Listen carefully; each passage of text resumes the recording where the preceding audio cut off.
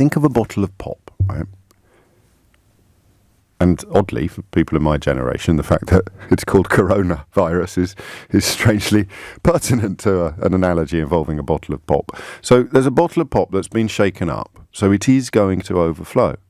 So what the government is seeking to do is minimise the amount of spillage. If you put a lid on that bottle and shake it and then take it off straight away, their argument is it would be a heck of a lot worse the minute you take the lid off than it would have been if you'd never put the lid on in the first place. Or if you'd put the lid on and then waited for the pop inside the bottle to calm down so that when you do remove it, it will still overflow, but not on the scale that it would have done if you'd taken the lid off sooner. I think that works. Well, look, it works for me, at least. And I'm not a complete dope.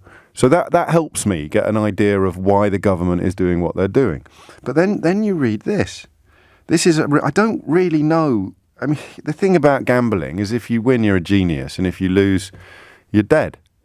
Right? So this line here is the one that stayed with me out of all the media coverage this morning. This is a remarkable gamble by Mr. Johnson, albeit one that the government insists is informed by science. All right, pause there. Because if this was America, we would yesterday have seen Boris Johnson say something to the waiting world and then seen Chris Whitty, the chief medical officer, turn around and say, well, actually, we're failing. We should probably be honest about that. So we're not in as bad a place as we could be by any stretch of the imagination. But pay attention. Essentially, the Prime Minister has concluded that there is little the government can do to stop the virus spreading widely, and that ultimately there is little point trying to prevent it from doing so. The best way to protect the public from the virus in the long term, this government has calculated, is for most of the population to get it, thereby giving it herd immunity to further waves of the disease. Okay, the government's priority instead should be merely to try to slow the spread of COVID-19 to avoid the NHS becoming overwhelmed during the coming months. So when the bottle explodes or when the bottle overflows, it will do so in a way and at a time that gives us a better chance of cleaning up, that gives us a smaller amount of spillage. But this is the line, guys. I never say guys on the radio. That's a mark of how serious this is. I normally talk directly to you as an individual rather than having any sense of addressing an audience or a crowd. The consequences of Mr. Johnson's gamble is that many more families will indeed lose loved ones than might have done if the government took more extreme measures to stem the spread of the disease. Right, might have done. Not will have done, but might have done. There is no way at the moment that I can read this situation without concluding that Boris Johnson is gambling with our loved ones' lives. I'm knocking at the door of telling you now that he has no choice. Because if he did it another way round, and he now did cancel everything, and it turned out that when we come out of quarantine or isolation or whatever you want to call it, and there was an explosion that wouldn't have happened if we'd done what he's doing now, that would also be gambling with our loved ones' lives. I don't think many people who've listened to this programme for more than a nanosecond have any doubts at all about where I place Boris Johnson on a scale of integrity, professionalism and probity. But that doesn't matter now. It really doesn't matter now. I also think it's important to point out that this appeal to expertise is not massively helpful because at the moment it's too expert. Some people trying to have a little bit of fun with Brexit analogies, and goodness knows normally I'd be in the front of that particular queue.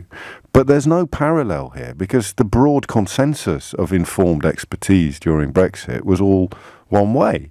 That's why the Leave campaign had to denigrate experts. It's why Michael Gove had to say what he said. It's why we ended up treating Andrea Leadsom with the same reverence as Pascal Lamy or treating Digby Jones as if he knew what he was talking about. There was a very, very broad consensus of proper experts, economic, scientific, political, and the people that denigrated the experts, the people that thought Andrea Leadsom knew more about the WTO than the bloke that ran the WTO, they won.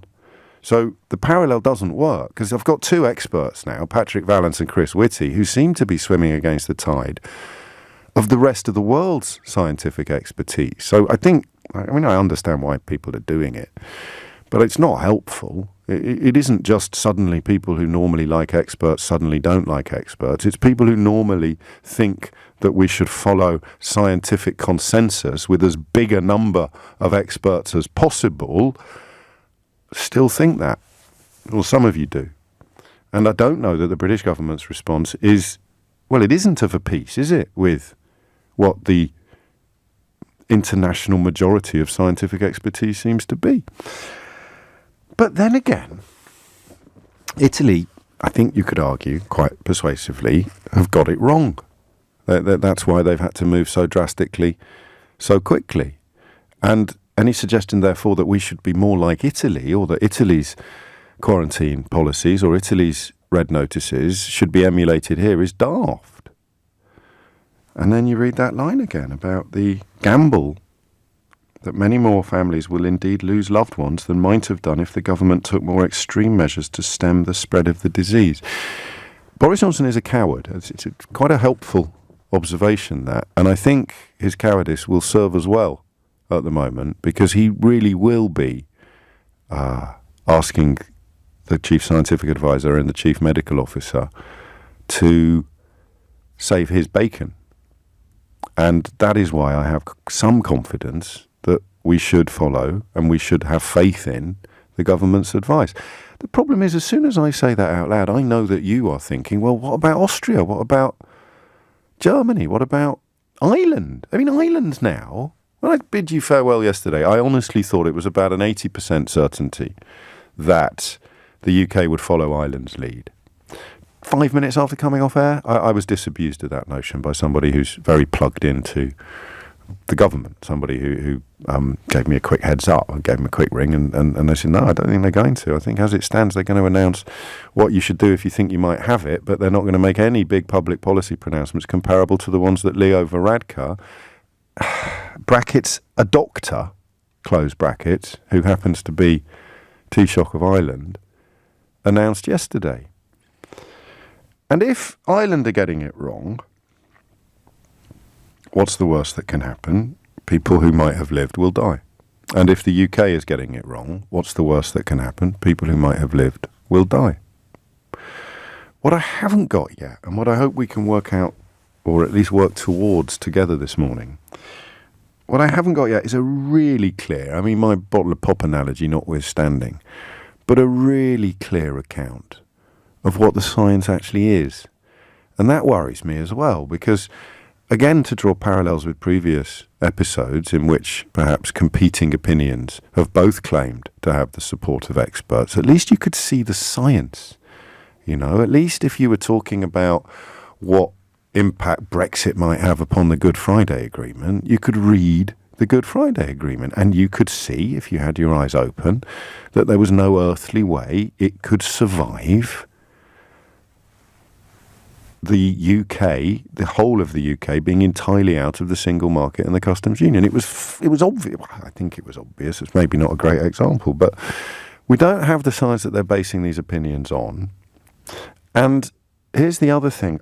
The behavioural element of it that we seem to be leaning on more heavily than any other country, I don't know what it's based upon, and I don't know that anybody has told us. Look, I'm one pair of eyes. I do this for a living, so I probably spend more time plugged into the news than you do. I'm not even going to tell you what my Twitter stats were for the last week. It's frankly terrifying. Probably grounds for divorce.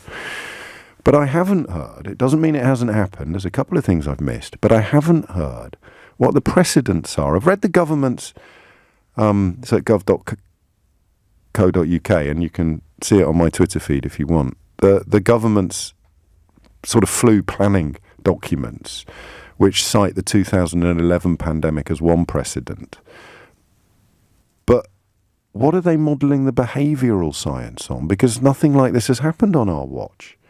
So if they're saying, well, when we gave out advice about foot and mouth, after a few weeks people didn't follow it, I don't know. That doesn't work for me, because if people stopped washing their boots on the way out of a field during foot and mouth because they'd got bored of washing their boots, I can see some sense in saying that's evidence that people get expertise fatigue. But if that field they were in was full of dead cows, they'd have washed their blinking boots, right?